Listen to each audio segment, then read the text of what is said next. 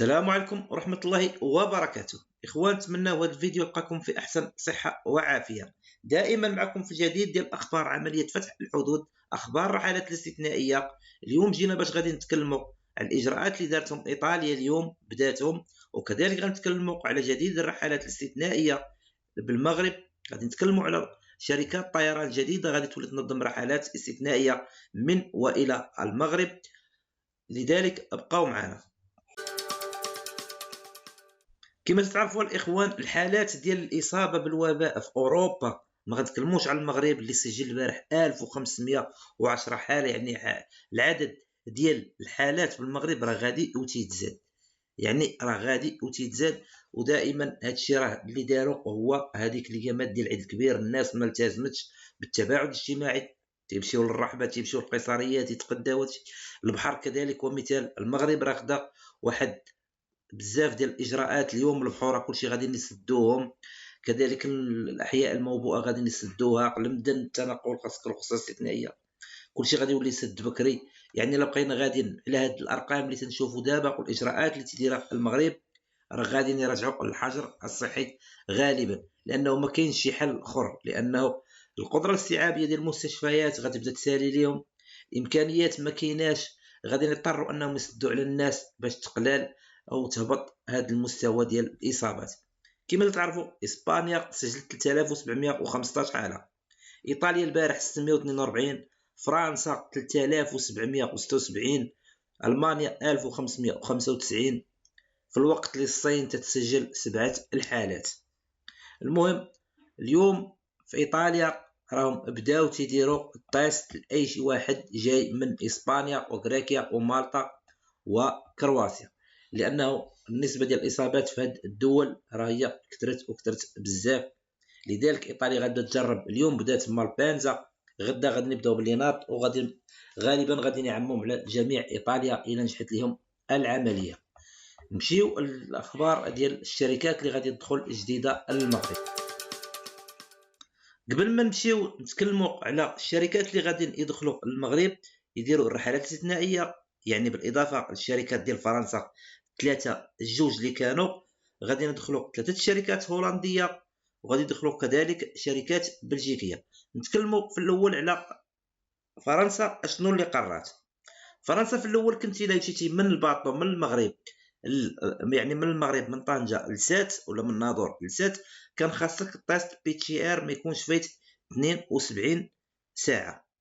نهار 18 اغسطو فرنسا خرجت بقرار اخر، ما بقاش غير انه ولا مشيتي لفرنسا بالباطو، دابا وليتي غتمشي حتى بالطياره راه خاصك دي هاد التيست PCR.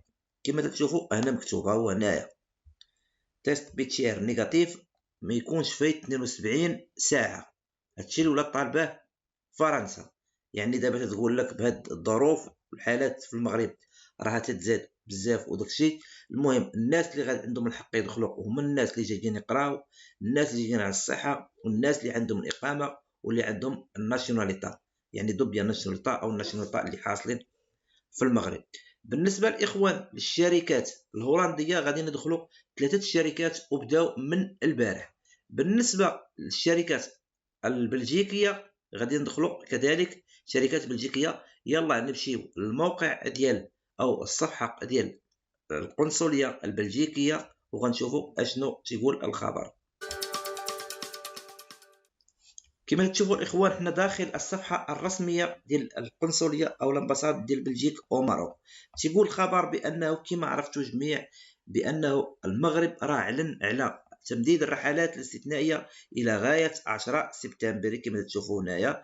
المهم تيقول لك، وكما عرفتوا انه كاين الرحلات سبيسيو، يعني كانت تقوم بهم غالبا في الاول اير الرويال اير ماروك والعربيه. دابا تيقول لك غادي تدخل واحد الشركه جديده بلجيكيه، هي هاد الشركه البلجيكيه. ديو الصوره ديالها غنديكم ليها، هي هذه الشركه اللي تيهضروا عليها ديالها الطياره. المهم الناس اللي بغات تمشي في هاد الرحلات، يعني اللي غتبغى تستافد من هاد الرحلات الاستثنائيه، تيقول لك خاصهم يمشيو للموقع ديال الشركه ويشريو التذاكر، يعني ماشي تسجيل ولا شي حاجه. غير اللي بغى المعلومات يقدر يمشي للموقع ديال وزاره الخارجيه او الموقع ديال المهاجرين ديال بلجيكا وياخذ معلومات. المهم انا الاخوان تيقول لك الرحلات هذه غادي تكون من والى هاد المطارات اللي غادي نقول لكم هنا هي ديبار ايفير لو ماروك ايروبورت الحسيمه وكازابلانكا ووجده. هادو هما المطارات اللي غاديين يكونوا منهم هاد الرحلات.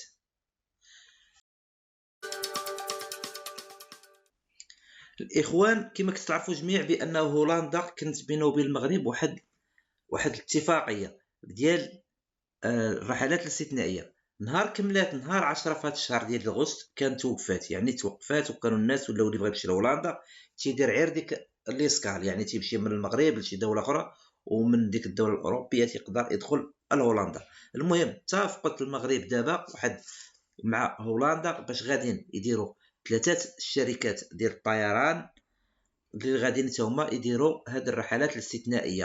هاد الشركات الثلاثه هما كما تشوفوا هنا مكتوب ترانزافيا، كوريدون وطوي.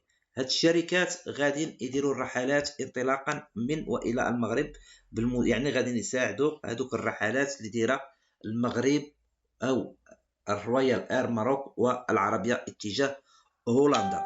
المهم انا تيقول لك انهم اتفقوا على 25 رحله، 25 رحله غتكون لكل بلد، يعني المغرب يعني غادي نقولوا العربيه والرويال غادي دير 25 رحله الى غايه 10 ديال سبتمبر. غادي ينتهوا هاد الرحلات الاستثنائيه، اما غادي يكون تمديد، اما غيفتحوا الحدود بصفه نهائيه، واما غادي يسدوا كل شيء نقدروا حتى حاجه ما يعني حتى حاجه ما نقولوا متاكدين منها، حتى حاجه ما هي سكوره. من الغدا الحاله الوبائيه ما تعرفش، يقدر العالم كله يسد على بعضياته، لانه كما تتشوفوا اسبانيا تطلع فيها الحالات بزاف. اسبانيا وفرنسا البارح اعلنوا حاله الطوارئ لانهم باش يكتشفوا 3715 حاله في 24 ساعه راه هي بزاف. فرنسا 3776 يعني بزاف وبزاف، في الوقت اللي تنشوفوا الصين 7 الحالات. هنا يعني هاد الحكومات راه خاصها تشوف واحد، يعني خاصها تشوف الحلول باش هاد الحالات يهبطوا، لانه ملي فتحوا تلقاو بانه الحالات زادوا. ايطاليا كذلك ملي فتحوا الديسكوتيكات ويعني الناس داروا شويه تخفيف الحالات زادوا، حتى كنا وصلنا لواحد الاعداد قليله، دابا رجعوا الاعداد تيتزادوا. المهم نتمنوا الخير، ولكن الناس نصيحه مني، الناس اللي باقيين حاصلين في المغرب، الناس اللي ناويين يسافروا يفكروا مزيان قبل ما ياخذوا هذه الخطوه، قبل ما يسافروا، لانه حتى حاجه ما مضمونه. غدا كلشي يقدر يتسد من الاول، واخا راهم تيقولوا ما يمكنش انه حنا نسدوا لانه بنادم خصو يتعايش مع المرض، ولكن في غياب انه ما كاينش واحد نقولوا علاج، ما كاينش واحد اللقاح لحد الساعه، راه ما كاينش. يعني ديك الانباء ديال هاد الدوله لقات لقاح، هاد الدوله لقات الدواء، ما كاينه حتى حاجه لحد الساعه. يلاه كي تجارب، يعني نجيو حتى لاخر لحظه، تقدر تنجح تقدر ما تنجحش، يعني شي حاجه اللي رسميه نقولوا خرج للسوق حتى حاجه ما كاينه. مازال ما كاينش عندنا حتى نقولوا تحليله اللي غادي تكون في 10 دقائق، تحليل اللي غادي تبين لك البنادم واش مصاب ولا ماشي مصاب. يعني خاصك ما بين 24 48 ساعه عاش تعرف واحد واش مصاب ولا ماشي مصاب. يعني يقدر حتى يدور هو يضرب دوره يعادي لك واحد 10 ولا 20 ولا 30 ولا 40، وكل واحد راه تيساوي 100، يقدر يعادي 100.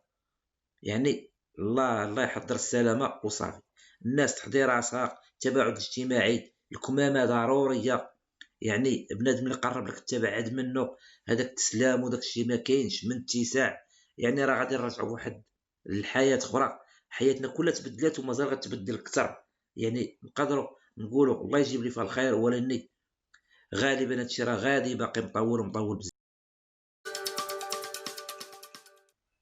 بالنسبه للناس اللي باغيين يمشيو او الناس اللي عندهم اقامه باسبانيا او عندهم جنسيه اسبانيا او دوبيا ناسيوناليتي اللي باغيين يمشيو اسبانيا اللي حاصلين في المغرب، المهم اسبانيا راه غادي دير واحد الرحله جديده، او القنصليه الاسبانيه راه دارت واحد الرحله جديده اللي غادي تكون نهار 25 اغسطس، غتكون من ميناء طنجه وتمشي للجزيره الخضراء.